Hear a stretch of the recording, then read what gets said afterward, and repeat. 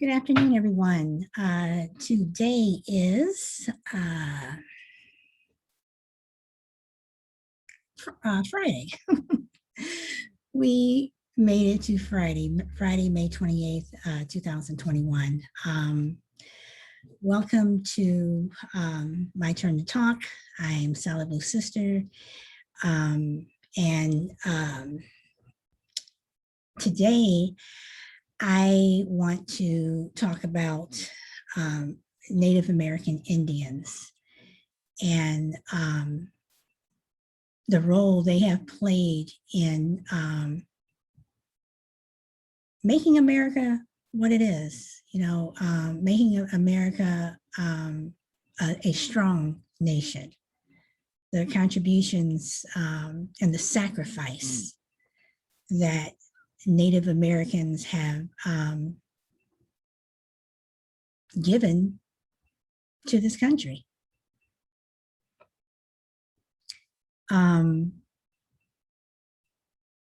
Native Americans were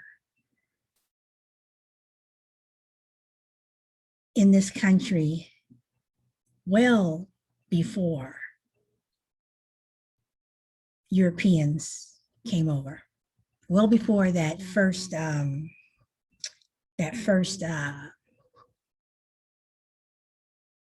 ship came over from England, the Mayflower. But was the Mayflower the first ship that came over? But that's another story. But the Native American Indians were here first, and they have a very intriguing history in this country. Very interesting story. And I guess you could say that, a lot of people want to say that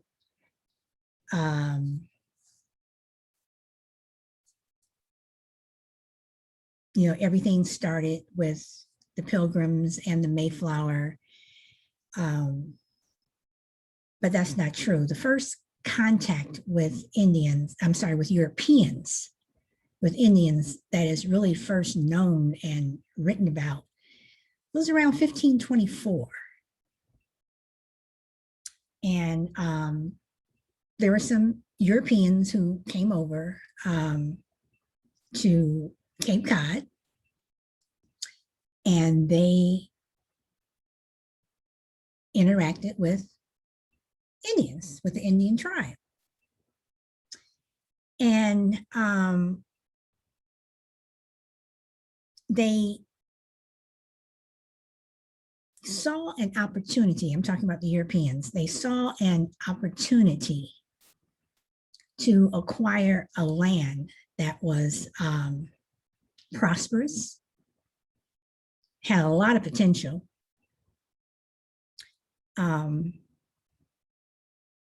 You're able to grow crops. The land was fertile. It had game, fish. It had, in the Cape Cod area, where the Europeans came, there were a lot of things there that attracted, their eyes. This is good, this is good, this is good. But you had these Indians that were already there. And again, I say, even before 1524, there were Indians who were in the United States of America, but it wasn't the United States, it was just America, or this an unnamed land in terms of the way we see it now.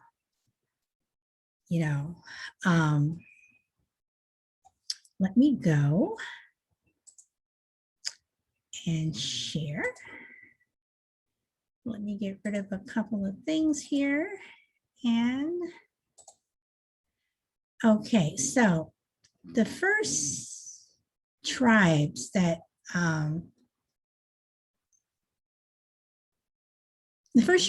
populated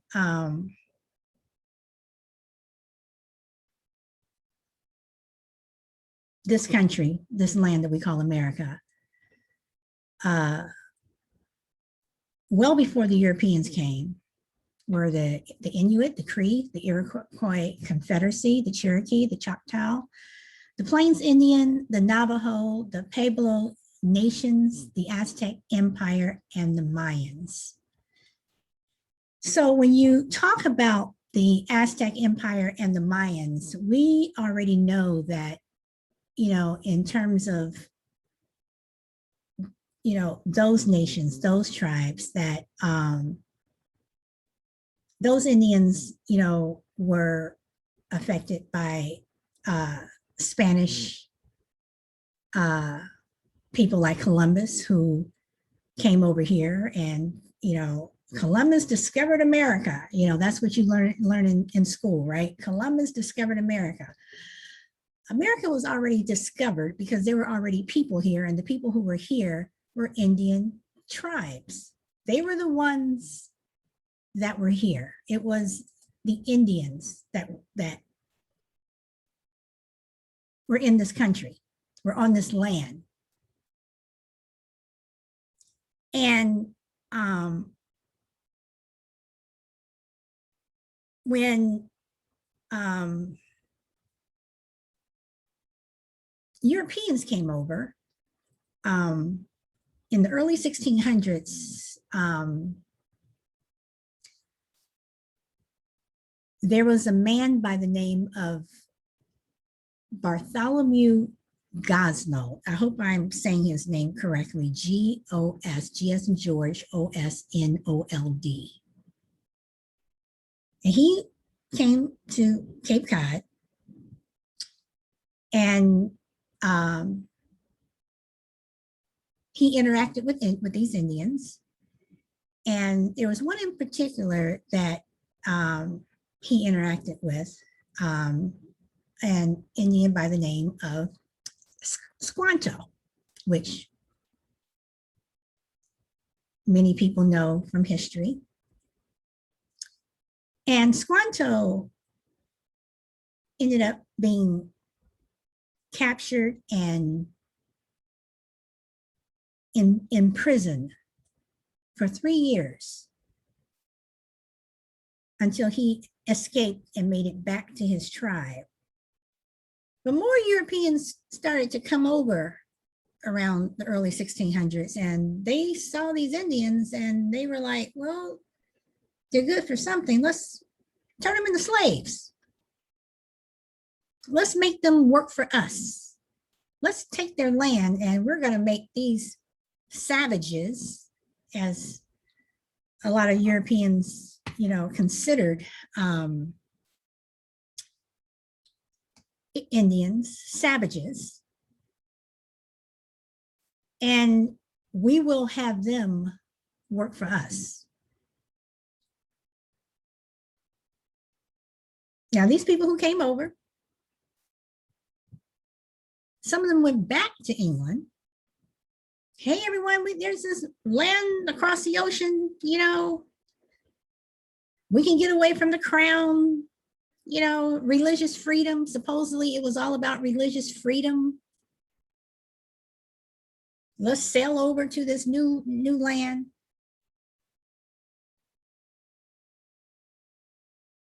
And we'll establish something new. Well, it wasn't a new land.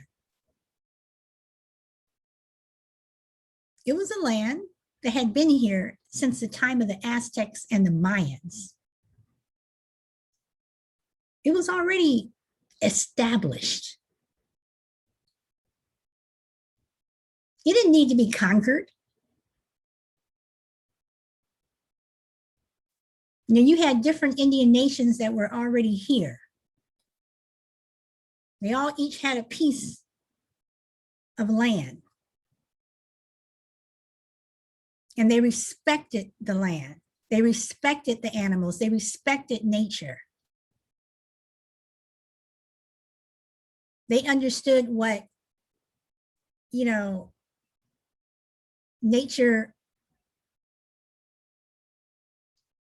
gave them. They didn't destroy. So fast forward to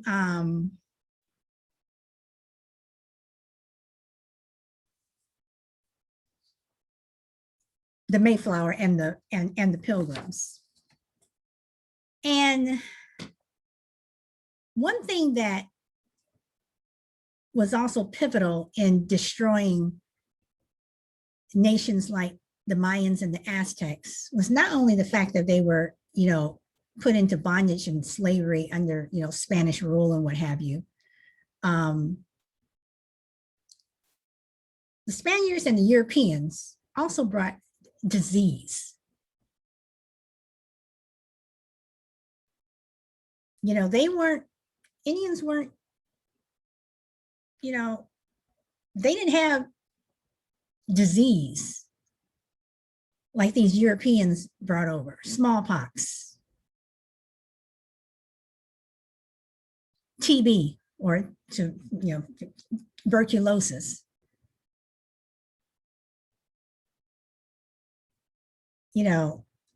Sexually transmitted diseases. Because these Europeans also came over, and these Spaniards also came over, and they raped their women.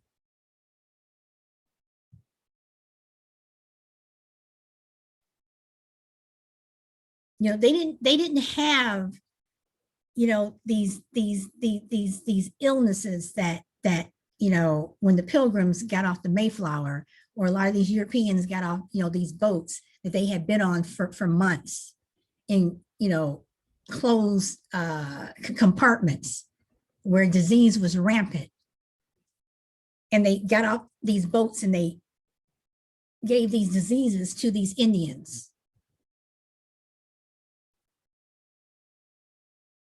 Indians, they didn't have that.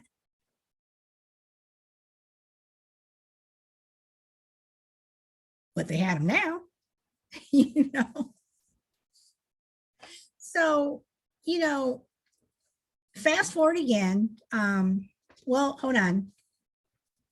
The Europeans knew that Indians knew how to survive on this land that didn't have houses, and they didn't have wells dug, the conventional well as you would think of, water sources, and how are we going to do this and how are we going to do that? So they did, the Europeans, if you want to call them the Pilgrims, whatever, they did get together with Native American Indians to learn how to survive. But they also knew that they wanted this land. They also knew that they had a plan to take over this land. So a lot of people wonder, like, you have images of, let me get rid of this. You have images of, like this. This is a famous painting. The first Thanksgiving, where you have the Pilgrims and the Indians together, breaking bread, having turkey, this is what this was. You have these two cultures coming together, yeah, they probably ate together, but it wasn't like this. This is what they teach in these history books. But what they don't talk about a lot is this: the European slaughter of Indians. How the Europeans, they wanted this land. They wanted it, period. They wanted America for themselves. This is, I'm talking, pre-Revolutionary War, whatever, our founding fathers and, whatever. They wanted this land. and they were going to get it no matter what it took. And a lot of times it took killing various Indian tribes. Now, sometimes I wonder, because when I think about this country that we live in, yes, it is a great country, but it's a country that is filled with so much history that is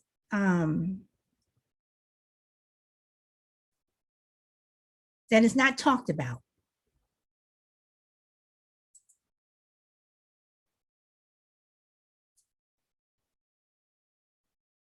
It is filled with history that people sweep under the table, or they want to rewrite it to, benefit other people, or to make it, less dark.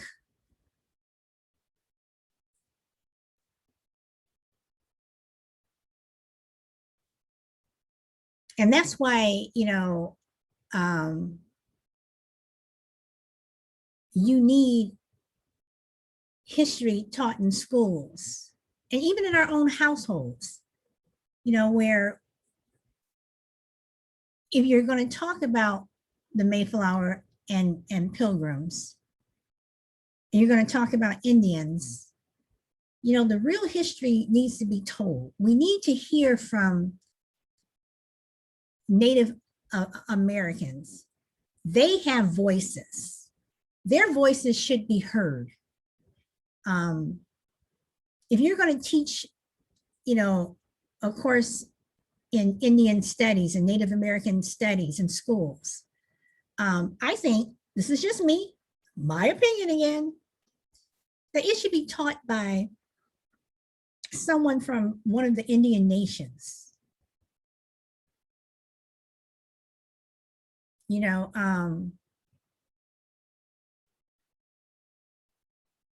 They are a group of people who have, in my opinion, have really just been kind of set over to the side. I mean, we have a lot about Black Lives Matter. We talk about, Black people being killed, unarmed Black people being, killed by law enforcement. We talk about Asian hate. People are, targeting Asians, especially in the last year because of COVID. Now, because of everything that's going on in Israel, is anti-Semitism, that is out there. But Native Americans who have sacrificed a lot in this country, we don't give them the platform that they should have, that they deserve. We need to hear their voices more. I wonder if the Europeans and the settlers who ended up coming over here and started moving, west, to California, just settling all across the United States. If they had heeded the advice and treated this land the way Indians did, with the respect and reverence that Indians did, would this land be as polluted as it is now?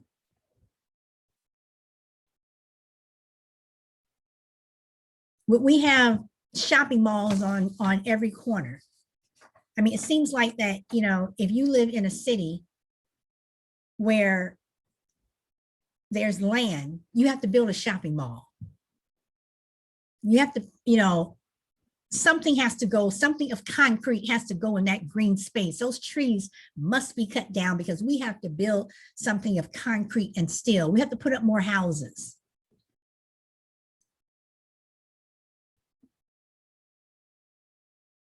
Where I live,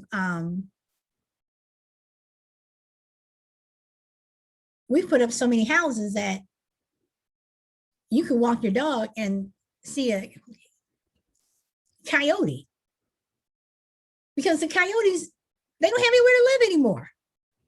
And the first thing that people want to do is like, well, kill it. It ate my dog, it ate my cat, but they don't have anywhere to go.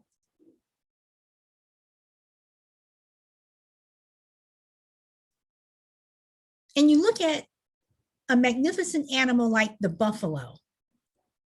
Thousands, millions of buffalo used to roam this country freely. And Indians depended on the buffalo in order to survive.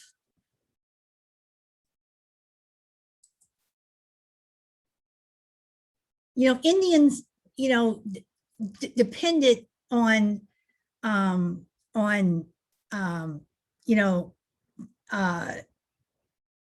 these buffalo, to live. And when an Indian killed buffalo, they were not just killing the buffalo, to take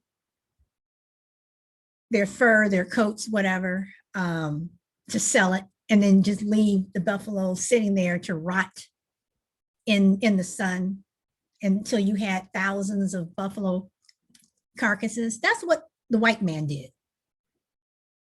But the Indians, they used every single part of the buffalo. The buffalo's fur, yes, it was made, for clothes, bones were made out of, for tools and weapons, meat was taken for food, even,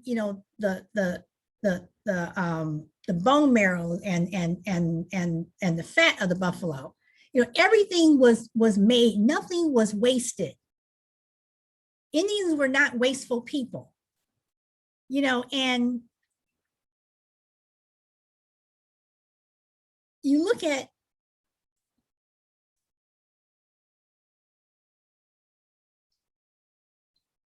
you look at what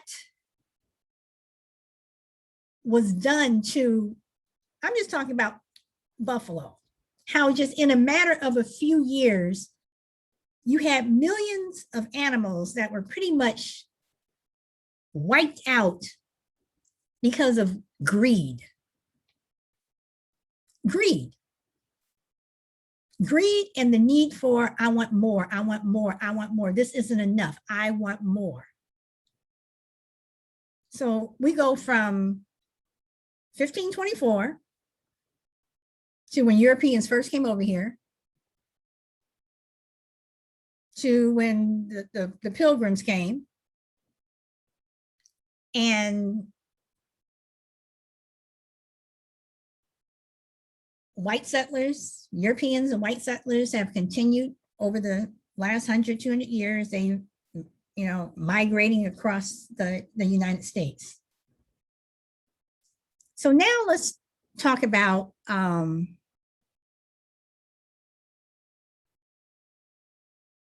Army and the US government. So the US government, over the last couple hundred years, they're looking at this land and got to get these Indians out. Can't have these Indians here. And they want to move Indians to reservations. So that's like, you're going to come in my house, tell me I have to move because you want my house. That's what the US government did.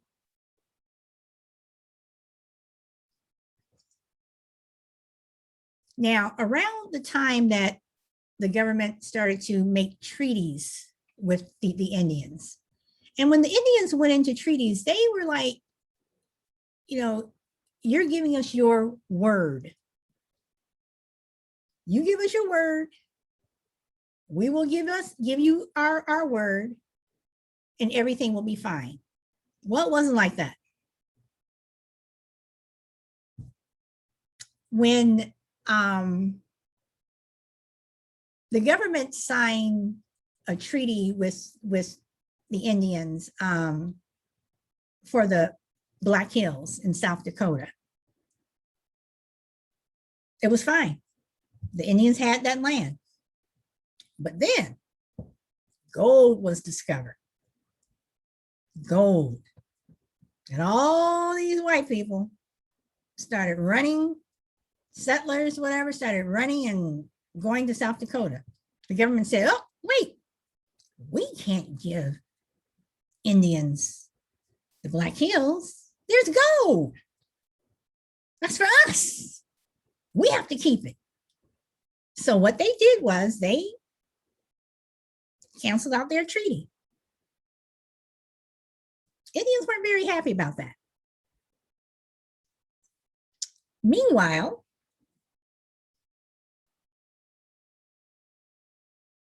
whites continued to slaughter buffalo.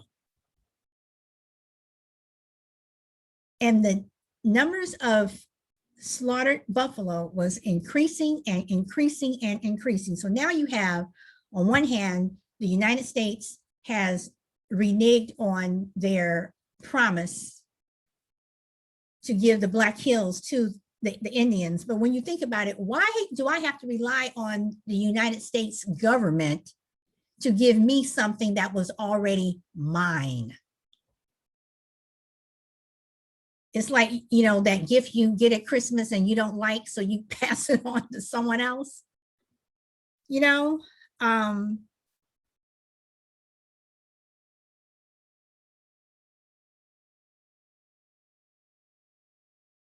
But that's what would happen. So the Indians were granted this land around late 1860s, and in the early 1870s, gold was discovered, and the government reneged on their treaty with South Dakota, or with the Indians and South Dakota. So as I was talking about with the buffalo, I'm going back to the buffalo. I'll be going back and forth because everything is intertwined. So as the buffalo were being slaughtered, the Indians were getting upset, and it was mainly the Plains Indians that were getting upset that all of this was happening. And a lot of the buffalo were also being slaughtered because of the railroad. You know, the railroad started to come in, and you know, the iron horse, as a lot of Indians used to, you know, call the railroad. You know, they started to lay ground for the railroad, which was, again, you know, making it impossible for a lot of these Indians to maintain their way of life, because they knew that if this railroad came in, you were going to have more white people, more settlers, more people, you know, coming across the plains to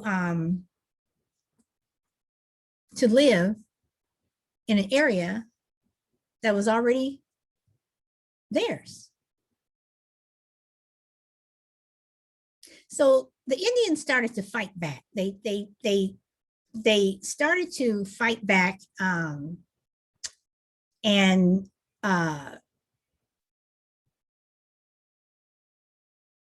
this is where Sitting Bull and Crazy Horse really come into prominence. I mean, they were already known, but this is where they're really like, these people are coming in and they're taking our land, they're killing our food supply, they're trying to force us in onto reservations. And what the United States government did and wanted, and what the American people wanted, and when I say the American people, I'm talking about white people. What the American people at that time wanted was, here again, we have these savages. We have these savages that are freely roaming America. Oh my God, they're starting to attack us. They're starting to do all these bad and evil things to us. Not to mention, you forgot to say that you were doing all this to them for the last 200 years. We have to do something about this Indian problem. So the government started really getting involved, where they started to have campaigns where, they were either going to totally try to exterminate the Indian nations, or they were going to move them onto reservations. And when they were moving them onto reservations, they were moving them to places that had the crappiest land. You couldn't grow anything, and for food, Indians were, starting to having to rely on white people for food, but they're given food that is not part of their diet. We all know about the blankets that the Army used to give out to Indian tribes, filled with smallpox. So when these Indians were using these blankets, they got smallpox and they died. That was another way of getting rid of them. But you had Indian chiefs like Sitting Bull and Crazy Horse who said, no. So along comes this man named Custer, George Custer. And he was tasked with going out and getting rid of these savages. Take care of it. But Custer saw that fighting Indians was not the same as fighting Confederate soldiers. It wasn't the same. Because Indians were very smart people. Not only were they very smart, they were very adept at warfare. Yes, they had been fighting, amongst themselves, tribes fighting amongst themselves, whatever, but they were very adept at warfare. They were very clever.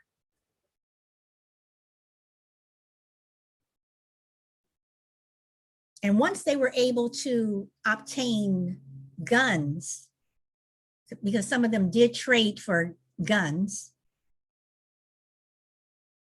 between the guns and, bow and arrows and knives and what have you, they were very adept and elusive. And Custer found that out. So he goes back. He's telling his superiors, I need more men. These Indians, they're very, very clever. I need more men. Meanwhile, the Indian nations, they're getting together. The ones that were fighting with each other, they're getting together. And they're saying, we need to come together to defeat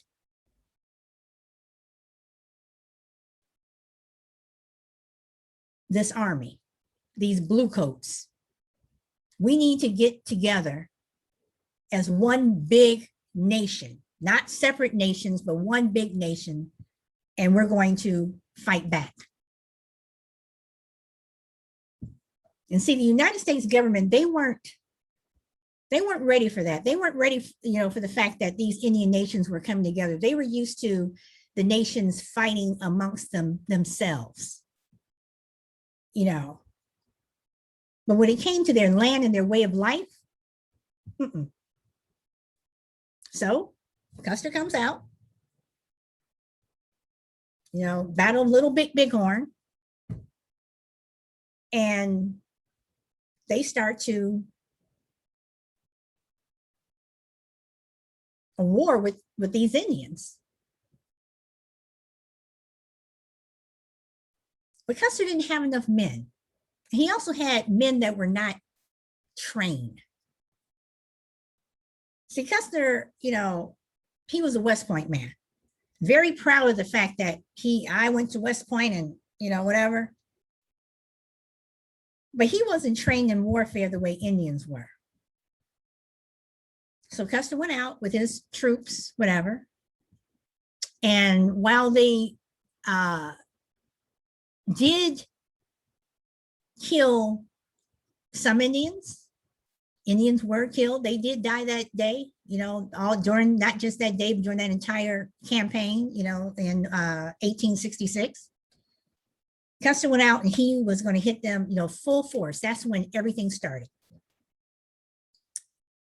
But one thing that the Indians did, and again, I say they were an elusive people, that while Custer was going full force to the Indians that he saw, there they are, let's go get them. You had other Indian nations that were flanking Custer from behind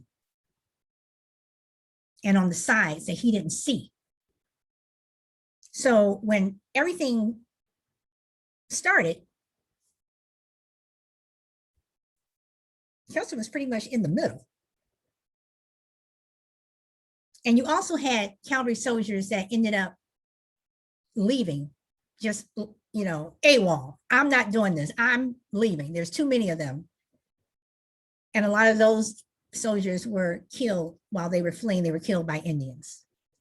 So one of Custer's last ditch efforts was he started to tell his troops to start killing horses. Kill horses. And we're going to pick these horses up and we're going to make a wall.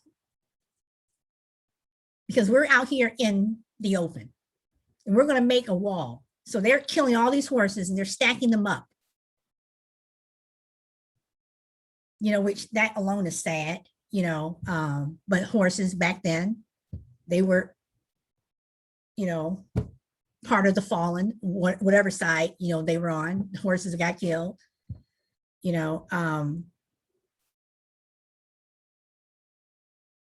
but Custer intentionally killed these horses so he can make a wall for them to hide behind and be able to shoot whatever.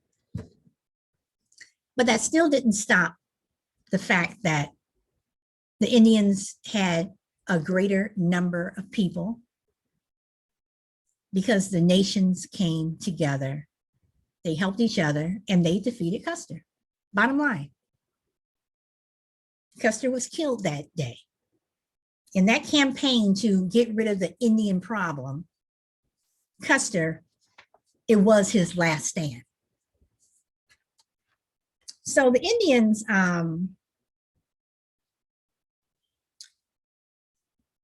were very happy. And, Sitting Bull, Crazy Horse, they were celebrating a victory. That was a long time coming for them because they were usually the ones that were surprised, in early morning raids or middle of the night where their, wives and children, babies were slaughtered, whatever. And they took souvenirs that day. They took scalps. They took, things like watches and what have you. But for Indians, they didn't care about the watches and they, were telling time. It was more that you had this little trinket that ticked. And once the ticking stopped, they tossed it to the side.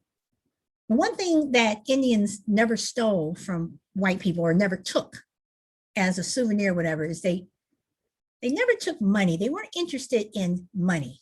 And if they did take it, it was more like a gift to children. Let the children play with it and tear it up, whatever. They didn't want that. They had no need for it. you know, even for things like gold. Indians were not greedy people. I mean, they, you know, Indians lived on land that they knew gold was there. They knew that it was, you know, on their land, and they knew the value of it. But then you have, you know, these Europeans and these white settlers coming, and they're finding gold and they're losing their mind. Oh my God, you know, this, you know, and they start killing these Indians, you know, just greed. So going back to Custer, when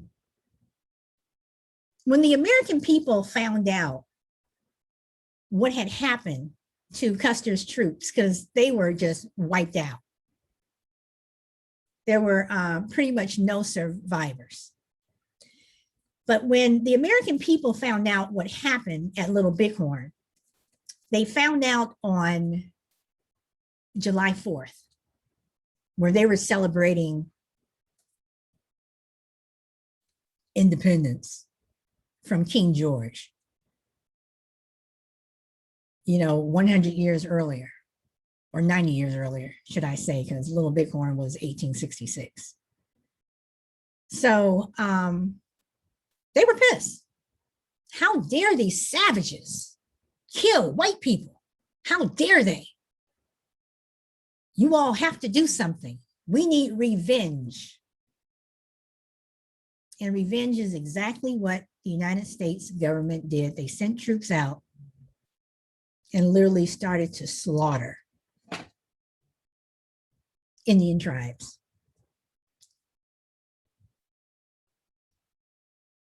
You know, some of them would kill Indian children and just drag them, you know, and they would try to scalp them. But Indians knew how to scalp people. The white man didn't. So they were more or less hacking off their head, you know. So Little Bighorn is probably one of the most controversial wars or stories told in America. And the stories changed a lot over the years, usually to benefit the white man. But Indians are starting to, and they have started to tell their story, you know, the real story. But one thing that Custer was able to get out of Little Bighorn after his death was he was seen as a hero. Here's this soldier going to fight the savages. He was cut down. He was murdered. His entire, you know, battalion, they were all murdered by these savages. And a woman by the name of Libby Custer, who was George Custer's widow, she wanted to make sure the Custer name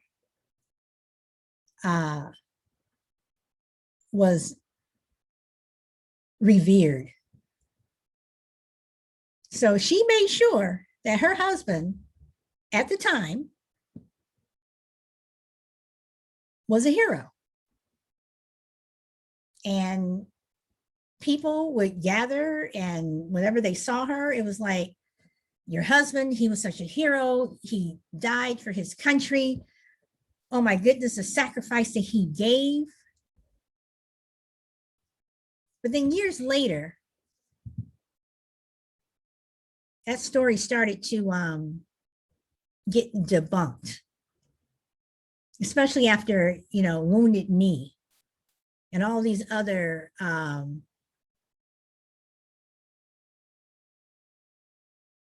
incidents where Indians were slaughtered. You know, fast forward to the 20th century. where, you know,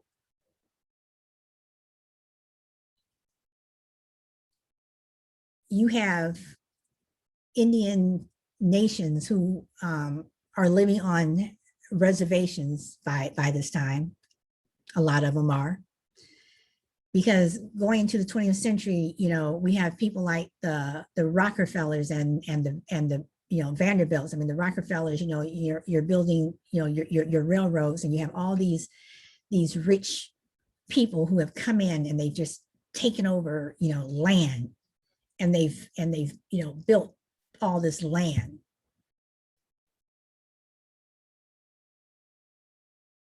Or I'm sorry, built all these homes and what have you on this land. So these Indians have been kind of put over here. You look at the South Hills of, you know,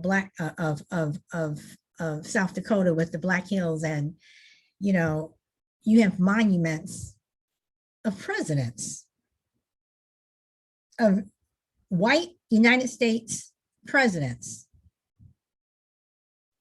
you know, who are looking over this vast land. And the Indians are still fighting for their land. So yes, as a Black American, as an African American, as an, you know, as a descendant of slaves who gave a lot to this country,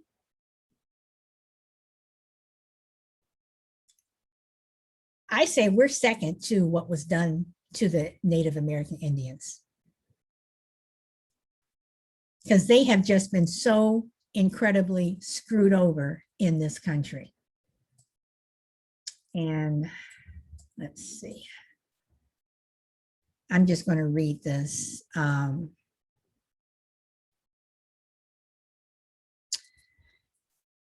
Native people could not lawfully conduct spiritual practices until 1978. Until 1978, because America's tyranny of Christianity. It took an act of Congress, the American Indian Religious Freedom Act, to ensure they would not go to jail for praying. Now, when you're talking about America's tyranny of Christianity, what that means is when missionaries started to go into the Indian nations or on these reservations, and they saw Indians as these savages who didn't know about God,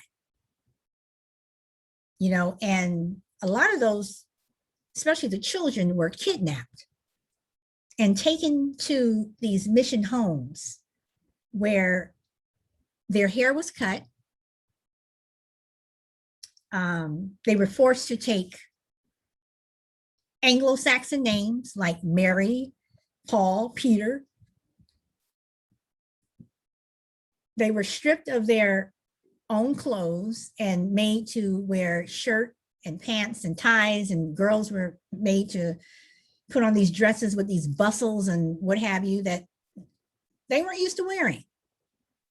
And they were basically stripped of their culture. They were stripped of their heritage. And a lot of these children were abused by these Christians. And they were forced to learn about God, the God from the Bible. And like preachers that used to go to slave plantations down south, they changed the Bible into, you know, God does not believe that Indians, you know, you need to listen to white people. They changed the Bible. And a lot of these children, if they were able, ran away, not necessarily back to the reservation, but to, you know, try to make a living, you know, in some part of the country, some land where they would be left alone.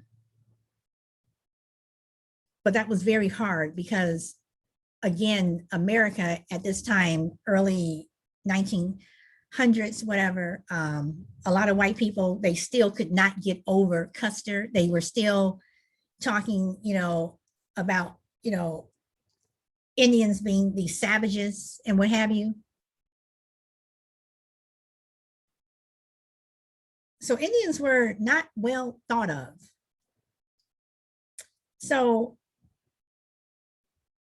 fast forward to 2021, fast forward to 2020, 21st century. Here we are.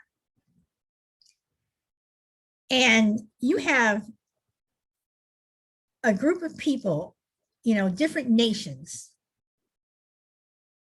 that are still living on reservations, that are living in poverty. Now, some people say, but Indians, they're making money through the casinos that they have, and they're doing well with this, and yeah, okay, maybe.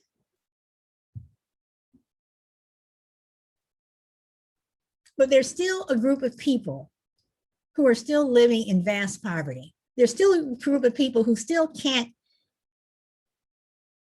get a COVID shot because of where they live, and they don't have access to decent health care. And they just finished, dealing with an administration for the last 4.5 years who basically just tossed them to the side into the trash. So again, I say, when we talk about Black Lives Matter, Native American lives matter too. And I know that there are a lot of, Native American foundations out there that are, trying to, make sure that their voices are heard and their people are taken care of. But is it enough? Shouldn't the government give back? I mean, after World War II, when the Japanese were taken and put in internment camps, about 20 years ago, the descendants of the Japanese prisoners were each given $20,000. So what are we going to give Native American Indians? They deserve more than $20,000. I say we give them their land back, but that's impossible to do. How do you do that? They're still fighting for the, Black Hills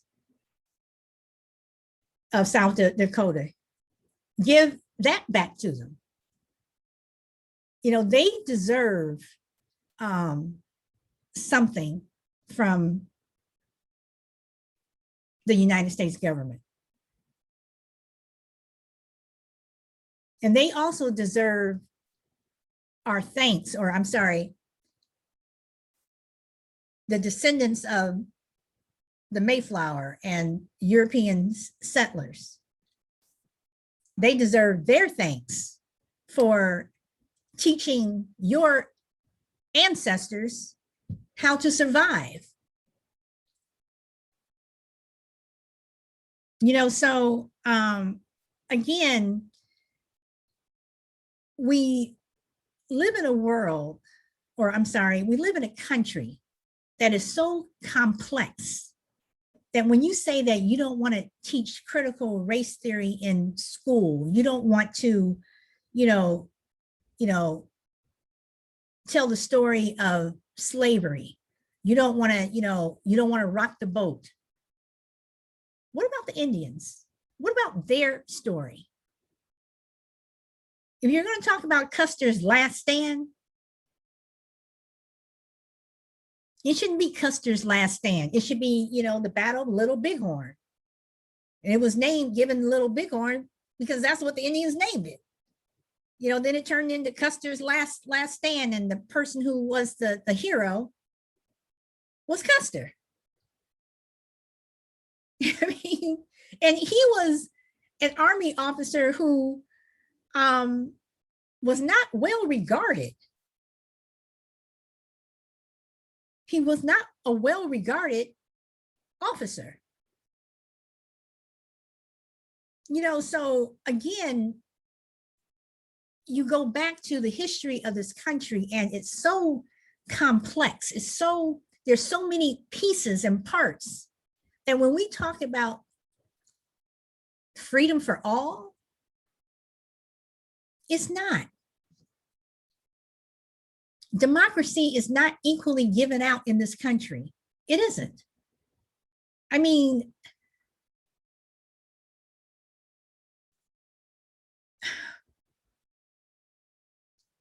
we have one group of people who benefits greatly. They benefit greatly in this country.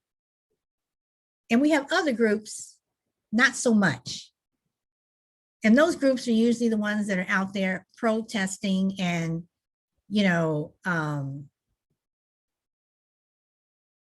trying to make things better. And when you read the story about Native Americans and you go back to, the Mayans and the Aztecs, I mean, I showed you the list of Indians that were here way before the Europeans came. You had like 10 different nations that were already here. But the Aztec and the Mayans were, again, wiped out because of greed. The disease and everything that the Europeans and Spaniards, brought to this country, that Columbus brought to this country. If you're going to talk about America, let's talk about that. But America is such a complex country. And that's why, again, I say when we're telling other countries that democracy is better, we should do this and you all should do that. And, America has been doing this for, over 200 years. No, America has also been killing and slaughtering, for centuries, not just 400 years, not just 500 years, for centuries. And the Native American people know this. So that's all I've got today, but again, Native Americans, I say thank you. I did invite some Native Americans to come onto the show. I did hear back from one organization who was not able to be here, and I will do another show because they do want to come on. So we'll do another show with them where it can be like a question and answer, and they can, because give me their view on the state of Native Americans in this country. But we are going into a Memorial Day weekend. And there is a lot, I know Memorial Day is supposed to be, talk about our fallen soldiers and what have you, but it's also to remember, the people who have died. And I hope everyone has a safe weekend. And on Monday, I will not be doing a full show. I will only be doing probably about 10 or 15 minutes to give a commentary on something that I need to say. But other than that, have a good weekend. And I'll see you next time. Bye. Take care. Thank you.